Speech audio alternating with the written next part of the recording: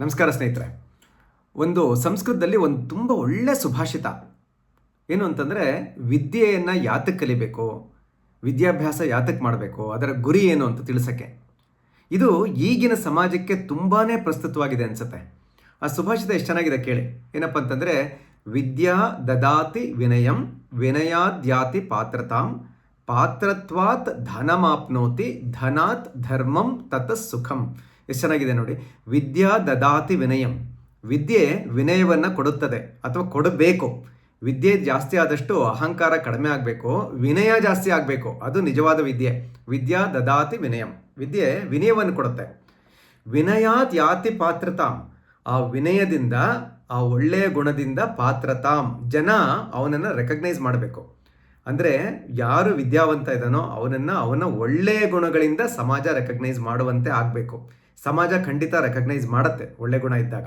So ವಿನಯಾತ್ ಯಾತಿ ಪಾತ್ರತಾಂ ಪಾತ್ರತ್ವಾತ್ ಧನಮಾಪ್ನೋತಿ, ಯಾವಾಗ ಸಮಾಜ ಅವನನ್ನು ರೆಕಗ್ನೈಸ್ ಮಾಡುತ್ತೆ ಅದರಿಂದ ಅವನು ಒಳ್ಳೆ ಕೆಲಸ ಸಿಗುತ್ತೆ, ಅದರಿಂದ ಧನಮಾಪ್ನೋತಿ, ಅದರಿಂದ ತುಂಬ ಹಣ ಸಂಪಾದನೆ ಮಾಡ್ತಾನೆ.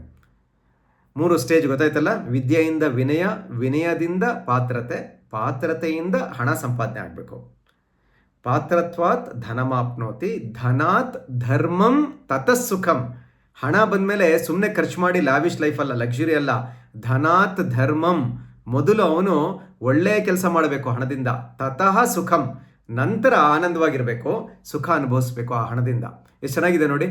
ವಿದ್ಯಾ ದದಾತಿ ವಿನಯಂ ವಿನಯಾತ್ ಯಾತಿ ಪಾತ್ರತಂ ಪಾತ್ರತ್ವಾತ್ ಧನಮಾಪ್ನೋತಿ ಧನಾತ್ ಧರ್ಮಂ ತತಃ ಸುಖಂ. ವಿದ್ಯೆ ವಿನಯವನ್ನು ಕೊಡಬೇಕು, ವಿನಯದಿಂದ ಜನಗಳಲ್ಲಿ ಒಳ್ಳೆ ಹೆಸರು ಮಾಡಬೇಕು, ಆ ಒಳ್ಳೆ ಹೆಸರದಿಂದ ಒಳ್ಳೆ ಕೆಲಸ ಬಂದು ಹಣ ಸಂಪಾದನೆ ಮಾಡಬೇಕು. ಹಣ ಸಂಪಾದನೆ ಆದಮೇಲೆ ಮೊದಲು ಸಮಾಜಕ್ಕೆ ಒಳ್ಳೆ ಕೆಲಸ ಮಾಡಬೇಕು, ನಂತರ ಅವನು ಅದನ್ನು ಅನುಭವಿಸ್ಬೇಕು. ಎಷ್ಟು ಚೆನ್ನಾಗಿದೆಯಲ್ಲ ಸ್ನೇಹಿತರೆ.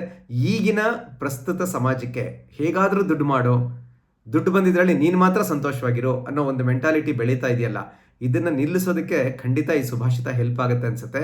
ದಯವಿಟ್ಟು ಇದನ್ನು ಬೇರೆಯವ್ರ ಜೊತೆ ಹಂಚ್ಕೊಳ್ಳಿ. Thank you so much for listening. Thank you.